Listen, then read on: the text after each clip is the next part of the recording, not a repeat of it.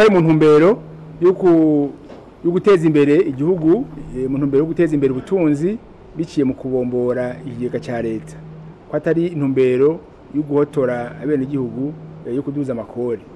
Hanyuma ikindi kandi nuko ayo masoko yubatswe na leta, yubatswe ku buryo bwa leta no ku mafaranga leta iriko irariha kw'ideni, kandi ko abari bafashe ibibanza benshi muri ayo masoko bayipangisha kandi batabifitiye ububasha.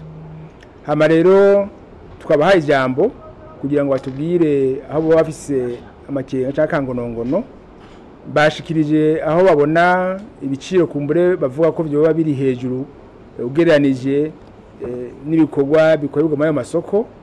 Hanyuma barasaba yuko obere yashinze ibiciro yosubira ikabegera bakaja inama n'ingingo bo kumbure bazi ukuri gusumba ibyo bafatiyeko.